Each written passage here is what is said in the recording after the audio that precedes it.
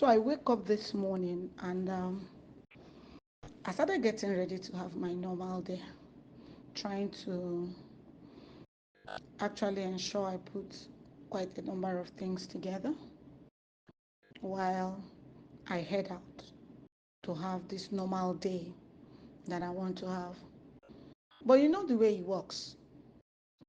As you do the things you do, some things keep going all up in your head.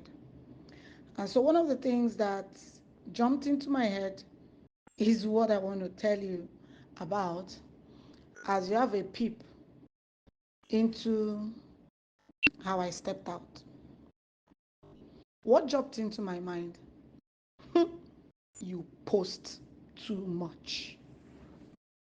Wow. So many years ago, that should be when, Facebook and all of Twitter, LinkedIn, and Instagram, YouTube, that's when people started kind of having the awareness, let's say like uh, over 10 years ago. I remember those days. I post either on my trips, I talk about my travel trips, I then show my family, and I also do prayers online. Yes, you heard me. I do prayers online, but it was night vigils. And there were great testimonies that are very interesting. I think I'll make a video whereby I'll talk about the testimonies that come through those prayers then that I was doing. And so I was doing these things. In fact, as a minister, I felt that for me it was an avenue, since the acronym of my mandate is Jesus must be famous.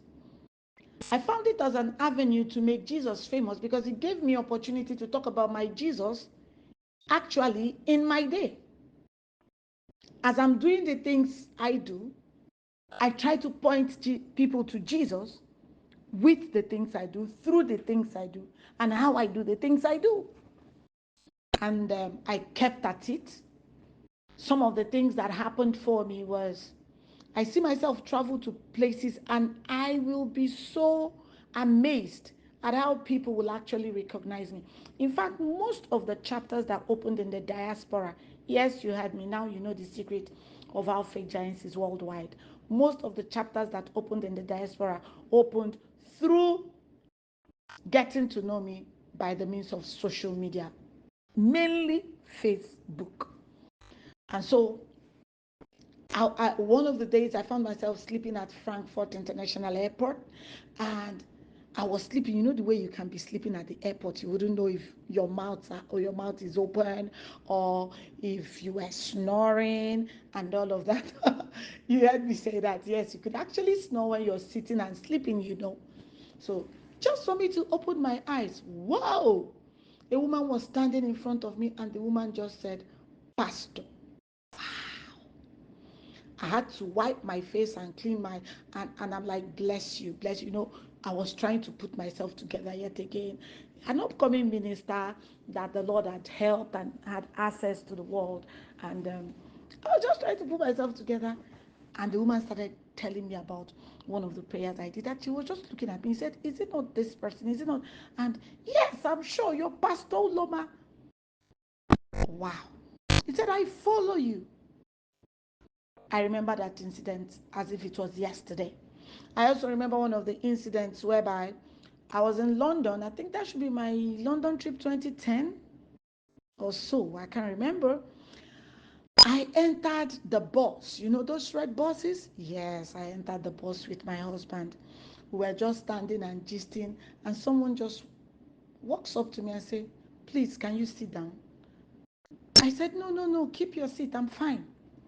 She repeated herself a second time, a third time. Then by the time I was about to say no, he said, please, woman of God, can you just take the seat? My God, my legs just walked towards the seat and I sat down. I didn't have any other thing to do but just to sit down, and that was it. You won't believe it. So I I looked at all those things. These were the effect of social media.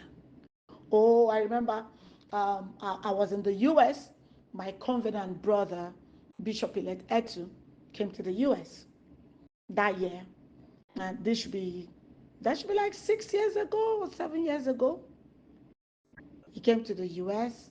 And when he came to the US, what happened was that I I had this program that they did.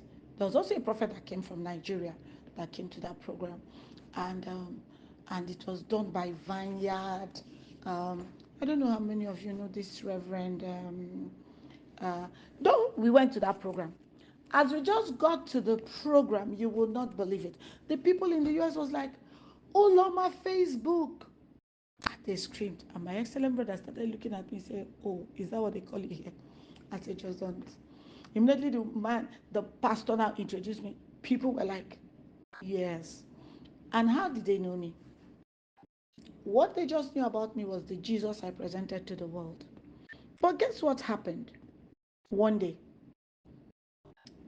someone wrote me on my messenger and said, "You post too much. You just keep posting about yourself. What is it? Is that what a minister should do?" I'm trying to deal with that another person post. That you always put up things, always parading yourself, putting your pictures all over the place. Are you telling us about Jesus or are you trying to sell yourself? We already know you're pretty, so slow down.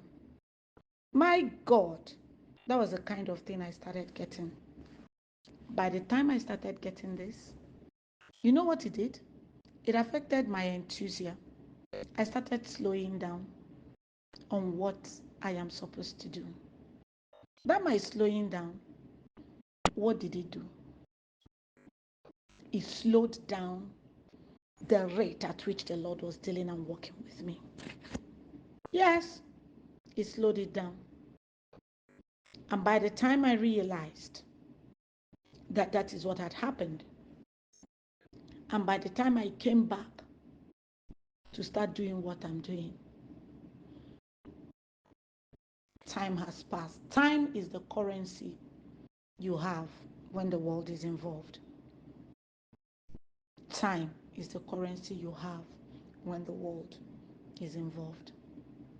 Children of God, I want you to know something. Everybody has their own mandate, they have their own style. Just be yourself, know yourself, have a sweet ongoing relationship with Jesus, and be sure that Jesus is happy with you in whatever it is that you're doing. The opinion of others about you is not the opinion of God concerning you. I had to tell you this short story because I believe that there is someone out there that really needed to hear me say all of this. Oh, I'll come again with another one. It's me, Apostle Loma Oj. You're blessed and you're highly favored. Shalom.